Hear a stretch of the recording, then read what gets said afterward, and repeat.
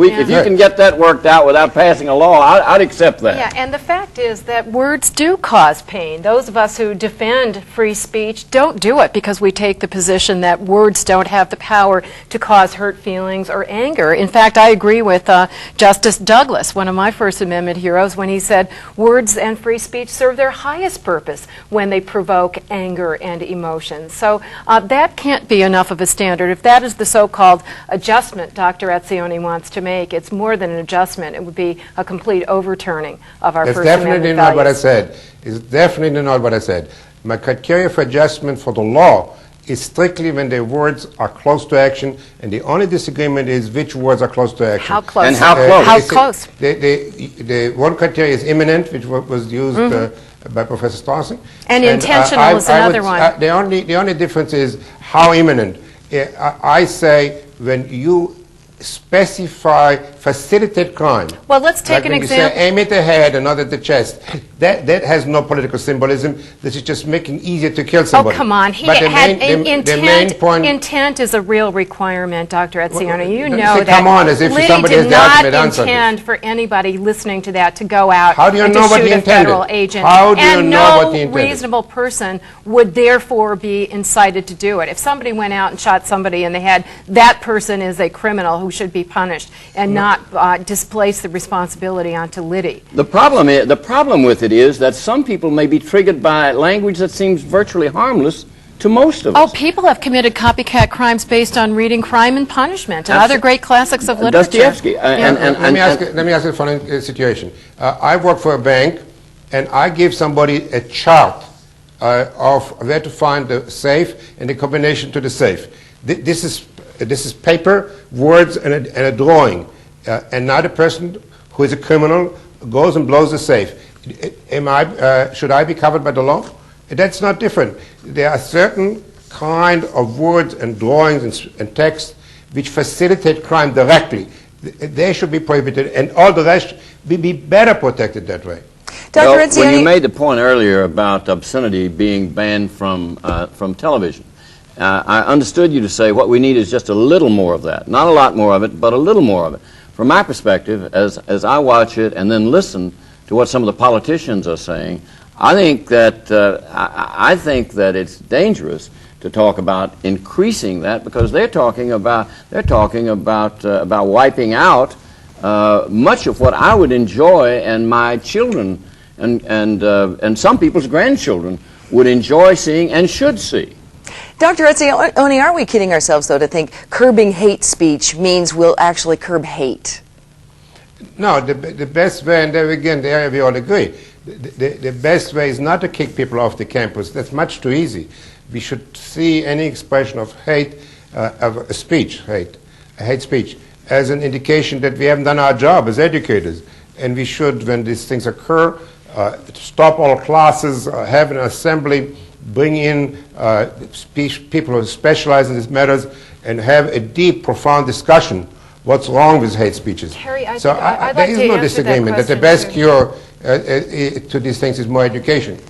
I'd like to answer that question, too, because we have actual test cases from other societies. We don't have to speculate what the result would be of suppressing hate speech, which is illegal in this country. It's illegal to suppress it. It violates the First Amendment. But other societies that don't have our First Amendment protections have long made illegal hate speech, speech that conveys bias or prejudice on the basis of race, religion, ethnicity. And those societies are no closer than ours is toward eliminating actual hatred or discrimination, let alone violence. A prime example being the former Soviet Union and Eastern Bloc countries, including the Balkans. Throughout the communist era, hate speech, including on basis of religion and ethnicity, was completely illegal. And did that end the actual hatred or the violence? Sadly, the answer is no. John, let's consider Nazi Germany. Dr. Etzioni, let me ask John, let's consider Nazi Germany. How might things have been different? How might Hitler's presentation have been different if Nazi Germany had enjoyed freedom of speech?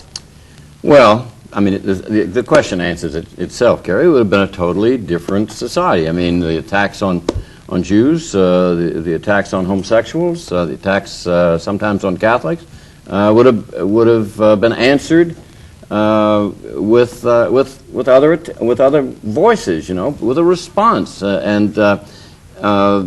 you know, and you would have had a dialogue, and you would have had dissent, and you'd have had something close to what I think our society is and what I think free society should be. But once you gave to Goebbels his right to name Leni Riefenstahl as the Führer's filmmaker, you were going to see only one side, and that was conquest of the wills. Or that, Right. Yeah, In fact, in Weimar Germany, before the rise of Hitler, while the Nazi Party was just forming, hate speech, including anti-Semitic speech, was illegal. Obviously, it was not effective in Didn't work at preventing the all. rise of Hitler. Dr. Etzioni, we're going to have to wrap this up, but let me ask you quickly, do you speak on hate speech from personal experience? Have you been hatefully addressed? Have you suffered discrimination in that way? Well, I grew up as a child in Nazi Germany. The answer is yes. I would like us to listen for a second back to these last two statements. And they're absolutely fair in what they say, but something is missing. It's not enough to say the First Amendment is sacred. We have to also say, for instance, to the rabbis now, who bless those who killed Rabin, that we find that intolerable, that we think they're betraying their sacred trust. We should never only speak about the sacredness of the First Amendment, but we should also indicate our deep disapproval of the kind of things Farrakhan's of the world are saying. I absolutely agree And with so that. do I. That's a wonderful Those statement. of us who defend free speech have a special responsibility to use our own free speech to denounce ideas that we disagree with and hate. Let's end this program on an agreeable note then. Dr. Amitai Etzioni, thank you so much for joining us via satellite today from Washington. We enjoyed hearing your voice. John Siegenthaler, our First Amendment analyst, and Nadine Strossen from the ACLU. Thank you all. And now it's your turn. This week we have a couple of letters dealing with personal responsibility. First, Sean O'Leary, who writes, "We shouldn't let criminals blame television for their violent acts. Never, ever make it easier for those who would do these heinous things to shrug off the personal responsibility for their actions." Drew Croft writes to say, "If you see something you don't like on the internet, forget the government, take care of it yourself. We are rapidly," he says, "becoming a large nation of overweight, whining brats, demanding that somebody take care of us." We'd love now to know what you think of Freedom Speaks, and here's how. Our email address is speak@fac.org. Our postal address is Freedom Speaks, 1207 18th Avenue South, Nashville, Tennessee, zip code 37212. And if you'd like to know more about the First Amendment or the Freedom Forum, call 1-800-830-3733. That's our program. And as we close today, some of your comments regarding hateful speech. We'll see you next week. I think there should be some limitations. In other words, I shouldn't be able to walk up to you or you walk up to me and say things that are hurtful, painful, insulting, or whatever. It actually has been shown to produce violent behavior. When hate speech comes to town, violent acts follow right after. It's worked with homosexuals, it's worked with blacks. I don't know if it does lead to violence. I don't think that's necessarily true. I think there should be, we should protect the right to vent even hateful comments. Hate speech, I'm against. But by common sense, valuable talk shows and speeches, I'm for.